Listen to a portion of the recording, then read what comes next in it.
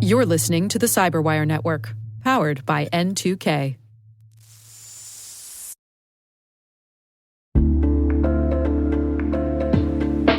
Maybe that's an urgent message from your CEO, or maybe it's a deepfake trying to target your business. Doppel is the AI-native social engineering defense platform fighting back against impersonation and manipulation. As attackers use AI to make their tactics more sophisticated, Doppel uses it to fight back, from automatically dismantling cross-channel attacks to building team resilience and more. Doppel, outpacing what's next in social engineering. Learn more at doppel.com. That's DOPPEL.com.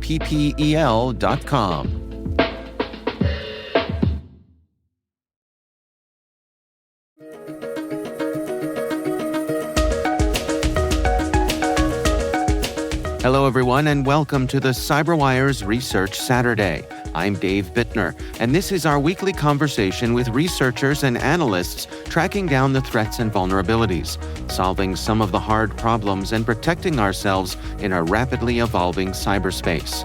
Thanks for joining us.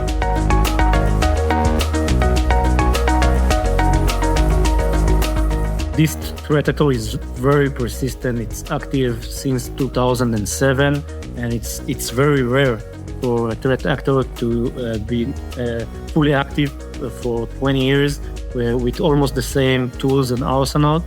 So every time when I lose my visibility into their malicious activity, they are replacing and moving between different C2 servers, between different malware version, but in general, it's very difficult for them to change all of their characteristics and all of their things that they do. And once I have at least one thing, which is an anchor, I regain visibility into their malicious activity until the next time. That's Tomer Bar, VP of Security Research at Safe Breach Labs. The research we're discussing today is titled Prince of Persia, a decade of Iranian nation-state APT campaign activity under the microscope.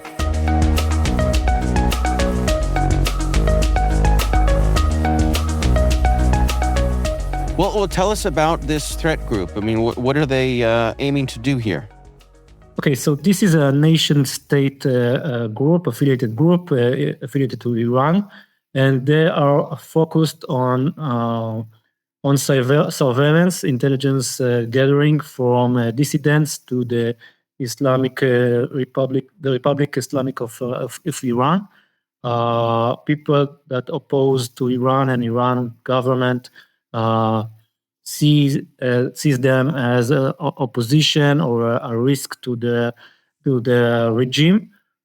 They try their best to get as much data over them. So, for example, if those people communicate through Telegram, and Telegram traffic is encrypted, they have a specific malware that targets Telegram traffic, and once they infect one of the victims, it can be one of the victims, then they can get access to the data itself, because on the machine, the endpoint, it's not encrypted.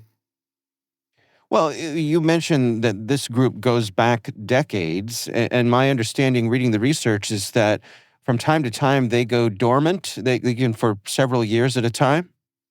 Actually, I think that they are they attack people and try to infect victims all the time. But sometimes it's like under the radar of security researchers and the cybersecurity industry. They learn a lot from previous mistakes and takedowns that they had, and every time they came back with a new and better arsenal, a new and better operations security mechanism. So it's sometimes difficult to track all of their activities. So I think that we see only partial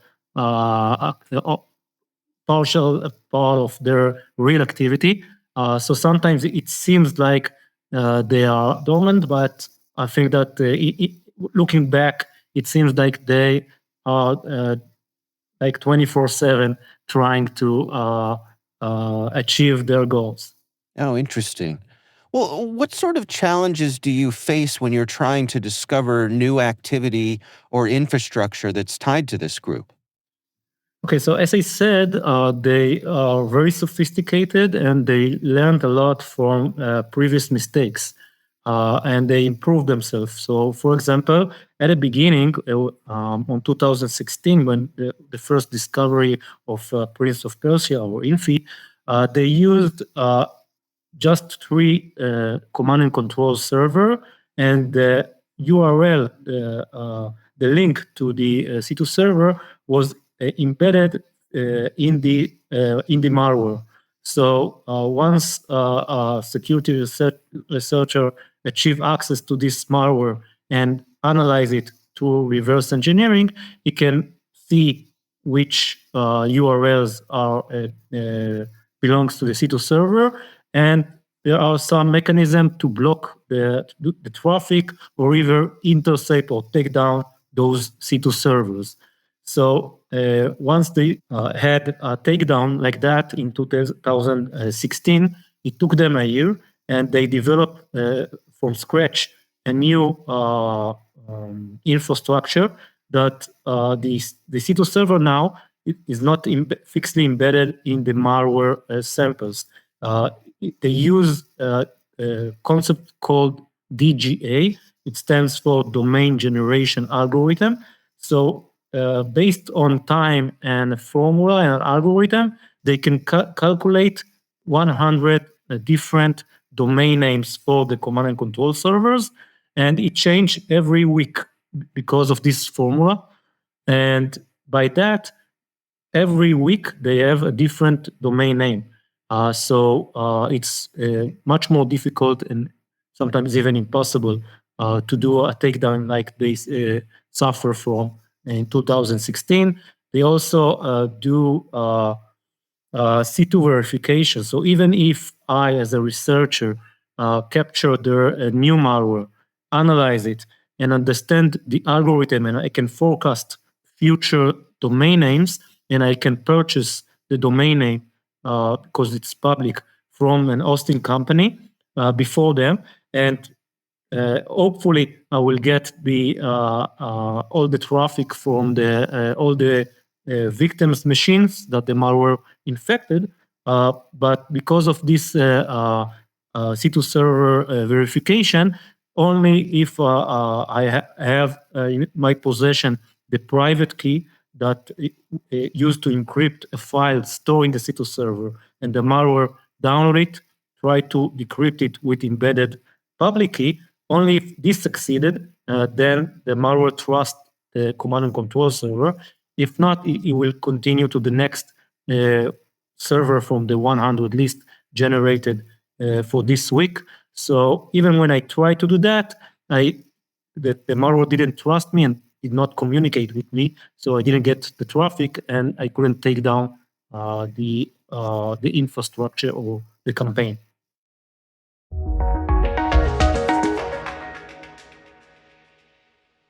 We'll be right back.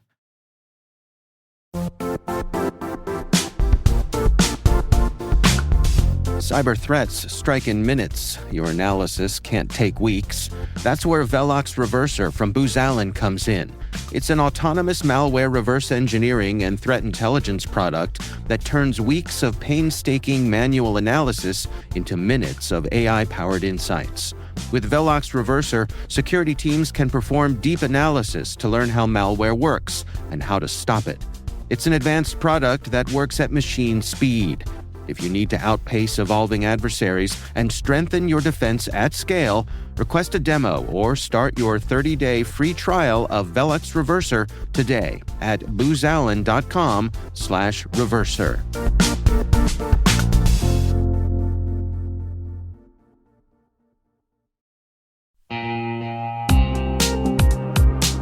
Ever wished you could rebuild your network from scratch to make it more secure, scalable, and simple? Meet Meter, the company reimagining enterprise networking from the ground up. Meter builds full-stack zero-trust networks, including hardware, firmware, and software, all designed to work seamlessly together. The result? Fast, reliable, and secure connectivity without the constant patching, vendor juggling, or hidden costs. From wired and wireless to routing, switching, firewalls, DNS security, and VPN, every layer is integrated and continuously protected in one unified platform. And since it's delivered as one predictable monthly service, you skip the heavy capital costs and endless upgrade cycles. Meter even buys back your old infrastructure to make switching effortless. Transform complexity into simplicity and give your team time to focus on what really matters, helping your business and customers thrive. Learn more and book your demo at meter.com/cyberwire. That's meter.com/cyberwire.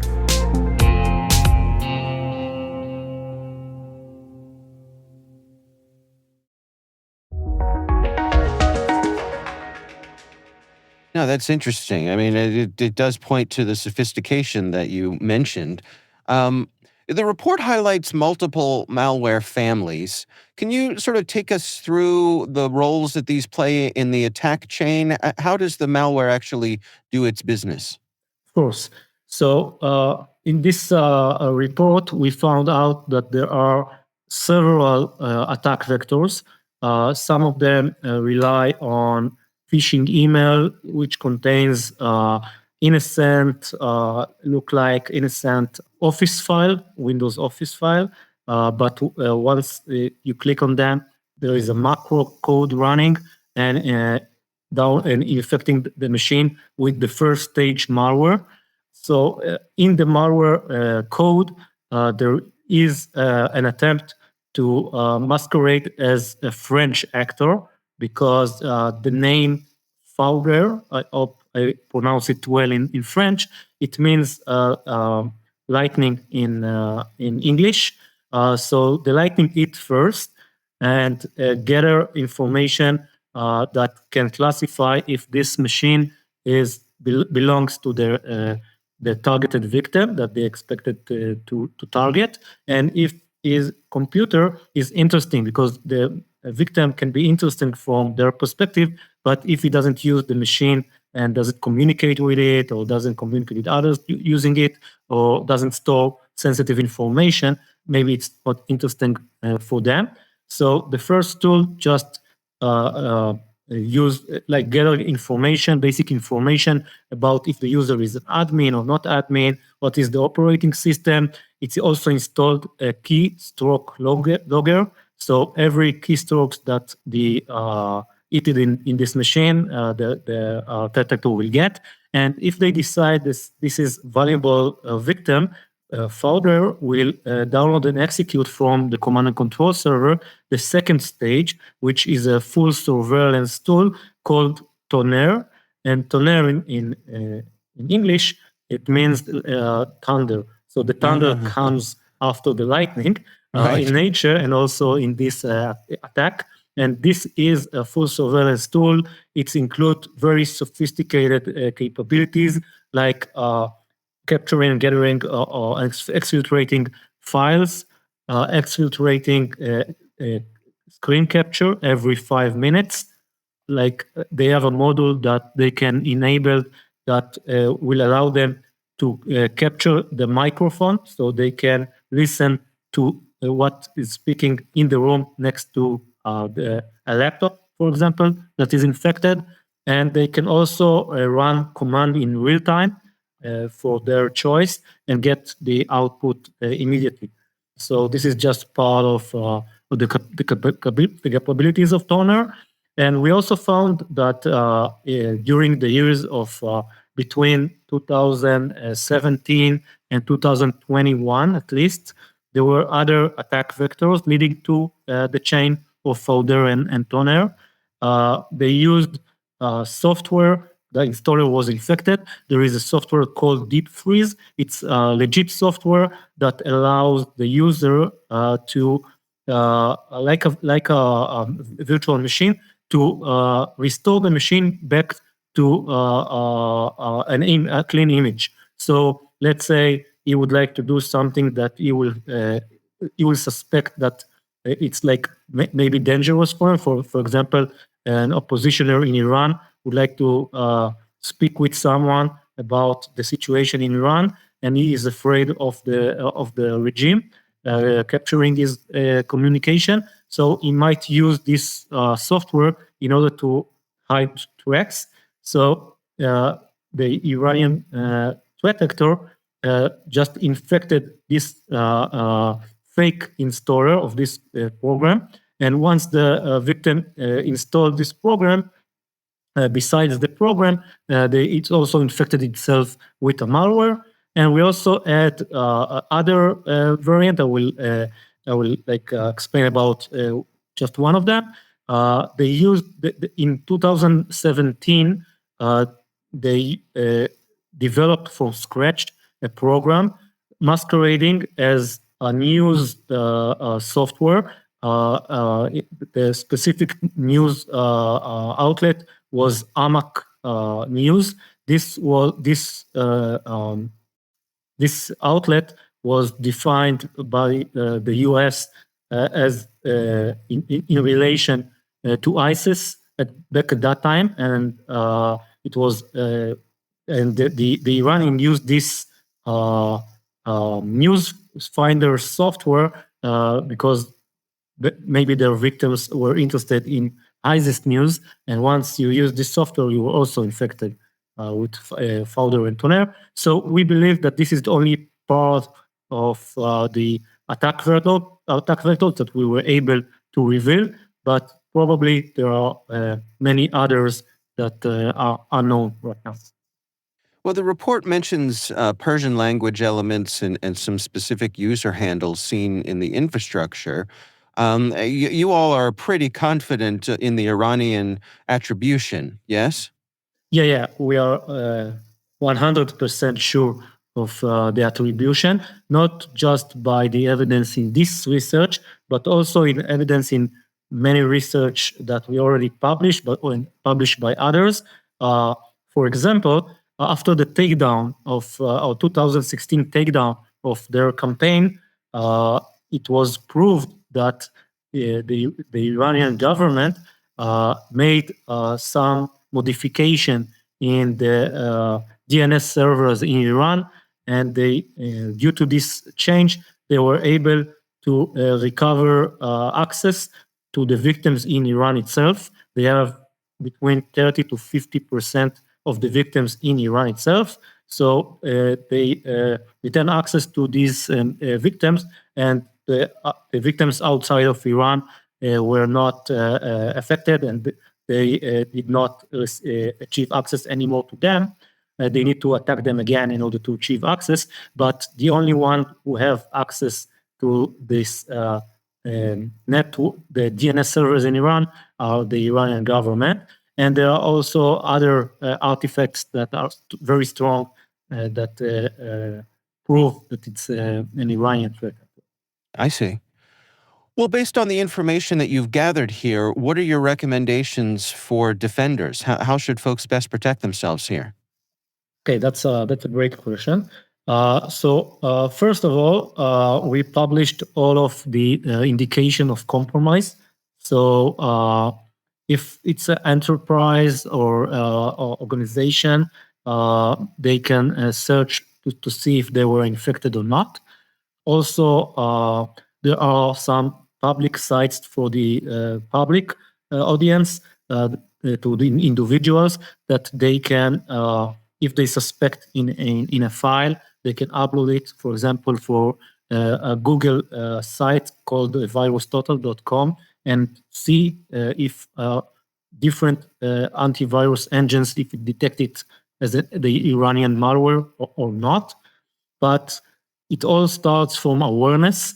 And so if you get suspicious email, it can be for fraud, it can be like cybercrime, but it can also be the Iranian government or other threat actors, APTs, especially if you are involved in an activity that the Iranian regime might see as a risk. So don't click on links that you are unknown or suspicious. Don't open attachments from unknown sources. Make sure your antivirus is installed and up to date, and you're using the latest operating system versions. This should keep you safe.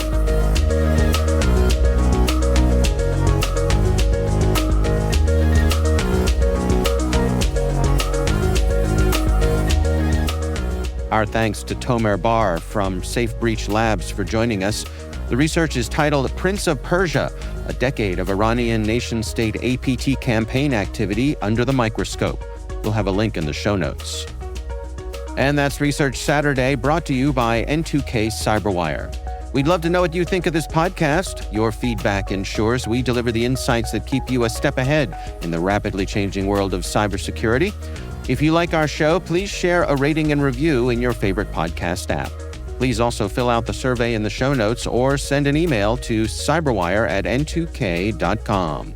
This episode was produced by Liz Stokes. We're mixed by Elliot Peltzman and Trey Hester. Our executive producer is Jennifer Eiben. Peter Kilpie is our publisher, and I'm Dave Bittner. Thanks for listening. We'll see you back here next time.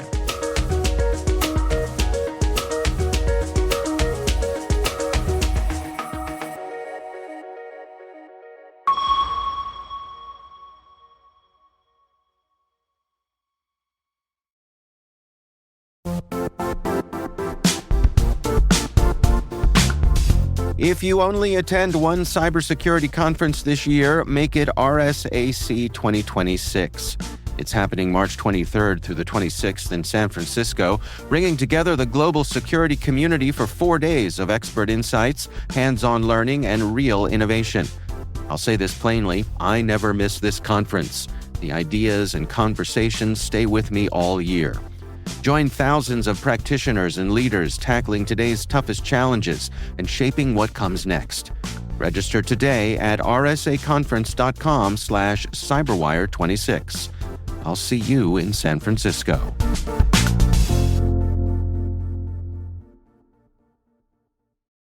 This podcast is brought to you by Carvana. Selling your car shouldn't feel like a second job. It should feel easy. With Carvana, it is. Just visit Carvana.com, enter your license plate or VIN, answer a few quick questions, and get an offer in minutes. Like what you see? We'll pick it up right from your door and hand you your check. No haggling, no hassle, no problem.